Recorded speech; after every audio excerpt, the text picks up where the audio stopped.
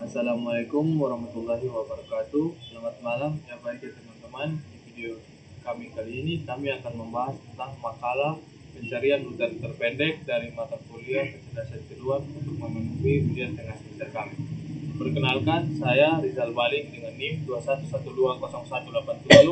Saya Faza Safa Nindya dengan NIM 21120172.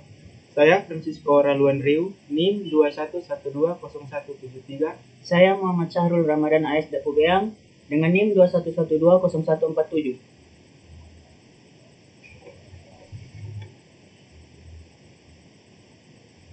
Ya baik, di sini kita langsung masuk ke bab 1, pendahuluan. Pencarian jalur rute terpendek adalah masalah klasik dalam teori graf yang bertujuan untuk mencari jalur terpendek antara dua titik dalam graf berbobot. Masalah ini memiliki banyak aplikasi dalam kehidupan sehari-hari, seperti navigasi GPS, pengiriman barang, dan etnik. Dalam makalah ini, kami akan membahas tentang pencarian jalur rute terpendek dalam konteks Kota Kupang. Kami akan menggunakan titik-titik lokasi atau pelayanan umum yang ada di Kota Kupang, seperti gereja, kampus, sekolah, dan lain-lain, sebagai titik-titik tujuan yang akan dihubungkan dengan jalur terpendek. Kami akan menggunakan algoritma Bellman-Ford untuk mencari jalur terpendek antara titik awal dan titik tujuan. Algoritma ini cukup sederhana dan dapat diterapkan dengan mudah pada graf berbobot. Kami juga akan menggunakan library NetworkX di Python untuk membangun graf dan menerapkan algoritma Bellman-Ford. Dalam makalah ini, kami akan menjelaskan secara detail tentang penggunaan algoritma Bellman-Ford dalam pencarian rute terpendek, serta memberikan contoh penerapannya pada kasus Kota Kupang. Kami juga akan membahas tentang beberapa teknik optimisasi yang dapat digunakan untuk meningkatkan efisiensi pencarian jalur rute terpendek. Diharapkan makalah ini dapat memberikan gambaran yang jelas dan mudah dipahami tentang pencarian jalur rute terpendek, serta memberikan wawasan yang berguna bagi pembaca yang tertarik dalam mempelajari teori graf dan aplikasinya dalam dunia nyata.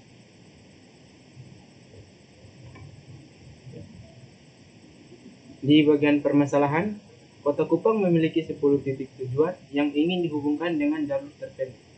Titik-titik tersebut adalah sebagai berikut. 1. SD Impres Obobo 1 Kupang. 2. SD IT Al-Mutakin Kupang. 3. SD Muhammadiyah Kupang. 4. SD Impres Ebuku. 5. SD Negeri Diliba. 6. SD Gemit Wesapa. 7. SD Impres Wesapa. 8. SD Impres bertingkat Kelapa 52. 9. SD Negeri Kelapa 5. Dan yang terakhir SD Negeri 1 Bonipui. Kita ingin mencari jalur terpendek antara titik awal yaitu SD Negeri 1 Webogo dan titik tujuan yaitu SD Negeri 1 Bonipui. Kita akan menggunakan algoritma Dijkstra untuk mencari jalur terpendek. Selain itu, kita juga ingin mempertimbangkan beberapa faktor yang penting dalam pencarian jalur rute terpendek, seperti jarak, waktu tempuh, dan biaya. Kita akan memberikan bobot pada setiap edge dalam graf berdasarkan faktor-faktor tersebut. Sebagai informasi tambahan, kita dapat menggunakan Google Maps atau aplikasi serupa untuk memeriksa jalur terpendek antara kedua titik tersebut dan membandingkannya dengan hasil yang diberikan oleh algoritma Dijkstra. Termasuk ke dalam metode, salah satu metode yang dapat digunakan untuk mencari rute terpendek antara 10 sekolah dasar di Kota Kupang adalah algoritma Dijkstra. Algoritma Dijkstra adalah salah satu algoritma pencarian jalur terpendek yang populer yang digunakan secara luas dalam masalah pencarian rute terpendek pada graf yang berbobot. Algoritma Dijkstra bekerja dengan cara menentukan jalur terpendek dari suatu titik awal ke titik tujuan dengan menghitung jarak terpendek antara titik-titik tersebut. Algoritma ini bekerja dengan mempertimbangkan bobot atau nilai pada setiap edge pada graf yang menggambarkan jaringan jalan dan titik-titik SD pada Kota Kupang. Bobot pada edge dapat mempresentasikan jarak antara titik atau waktu yang dibutuhkan untuk menempuh jarak tersebut. Proses pencarian rute terpendek menggunakan algoritma Dijkstra dimulai dengan menentukan titik awal dan tujuan dari pencarian rute terpendek. Selanjutnya, Algoritma akan membangun graf berdasarkan informasi yang telah dikumpulkan mengenai lokasi 10 SD dan jaringan jalan yang ada di Kota Kupang. Setelah graf terbentuk, algoritma Dijkstra akan menentukan jalur terpendek dari titik awal ke titik tujuan dengan mempertimbangkan bobot pada setiap FG.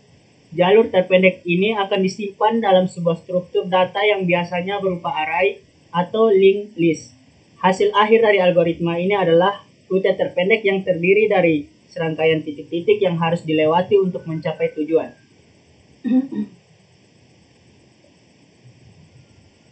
Baik, untuk hasil dan pembahasan yang telah kami lakukan, menentukan sekolah dasar yang ada di Kota Kupang untuk mencari rute terpendek dalam mengunjungi 10 sekolah dasar tersebut.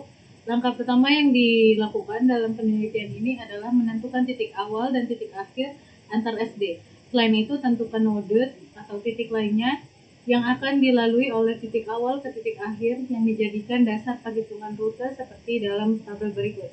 Dapat dilihat pada tabel berikut, di titik awalnya adalah SD Impres Oebobo 1 Kupang dan titik akhirnya ada di SD Negeri 1 Bonpoi.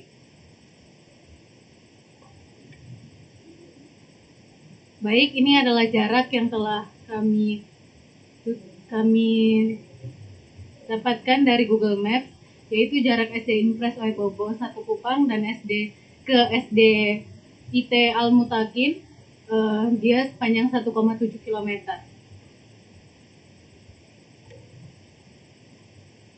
Dari SD IT Al Mutakin Kupang ke SD Muhammadiyah 2 Kupang sepanjang 1,9 km.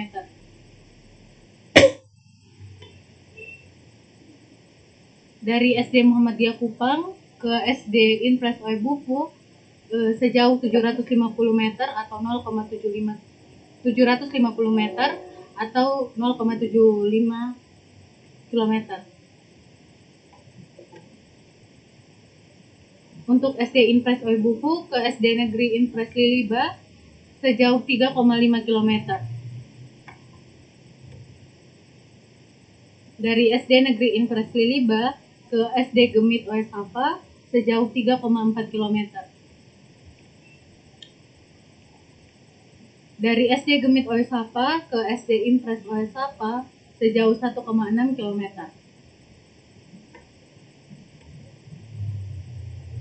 Dari SD Impres Oesapa ke SD Impres bertingkat Kelapa 5 sejauh 6,5 km. Dari SD Impres bertingkat Kelapa 5 2 ke SD Negeri Kelapa 5 sejauh 2 km. Dari SD Negeri Kelapa 5 ke SD Negeri 1 Bonpoi, yaitu titik tujuan kita, ada sejauh 5,6 km.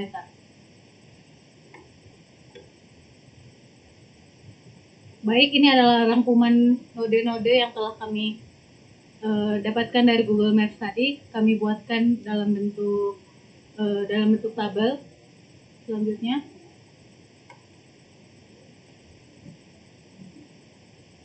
dan ini adalah graf yang kami buat. Bisa dilihat dari titik A sampai ke titik Z. Dari sini kita akan menghitung rute terpendek dan rute terjauh yang ada atau yang bisa kita dapatkan dari graf tersebut. Baik, dari tabel 3 jarak rute, untuk rute pertama dari titik A ke titik C, ke titik D, ke titik E, ke titik F, ke titik G, ke titik H, ke titik I, dan ke titik J yang terakhir memiliki total jarak yaitu 24,85 km. Sedangkan rute kedua dari titik A ke titik C, ke titik B, ke titik E, ke titik I, ke titik J, total jaraknya adalah 18,25.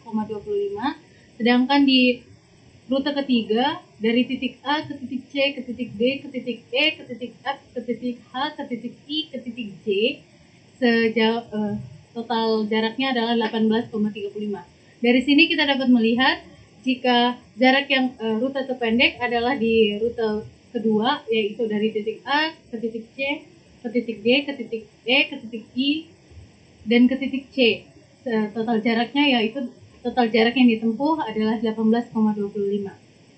Keterangan dari A, C, D, E, I, J dapat dilihat dari tabel sebelumnya. Selanjutnya, Ya, kita masuk pada penutup. Di sini dalam makalah ini kita telah membahas tentang pencarian rute terpendek dengan menggunakan algoritma Dijkstra yang digunakan untuk mencari rute terpendek dalam sebuah graf. Algoritma ini dapat digunakan pada berbagai macam aplikasi seperti pencarian jalan, pengiriman paket, dan jaringan komputer.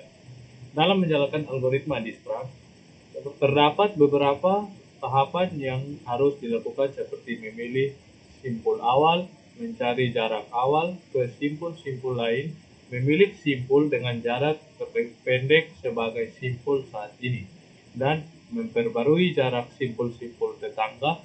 Setelah semuanya simpul dikunjungi, algoritma akan menghasilkan rute terpendek dari simpul awal ke simpul tujuan.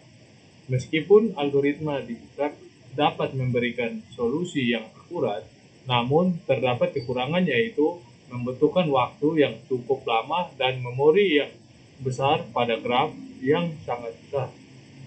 Oleh karena itu, terdapat beberapa variasi dari algoritma Dijkstra seperti Alfred dan Dijkstra dengan help yang dapat membantu mempercepat waktu eksekusi dan mengurangi penggunaan memori.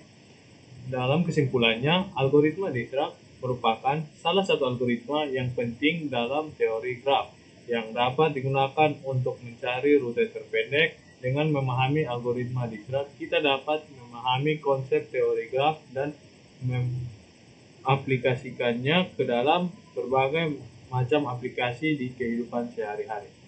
Mungkin sekian saja. Ya, baik, mungkin sekian saja, dan itu persentase hasil kerja kami untuk UTS dari mata kuliah kecerdasan triwulan. Saya Rizal Walik. saya Faza Safaninggia. Saya Francisco Radwansyah. Saya Muhammad Sarul Ramadan AS Katubeang. Kami sekelompok mengucapkan terima kasih dan minta maaf apabila ada kesalahan.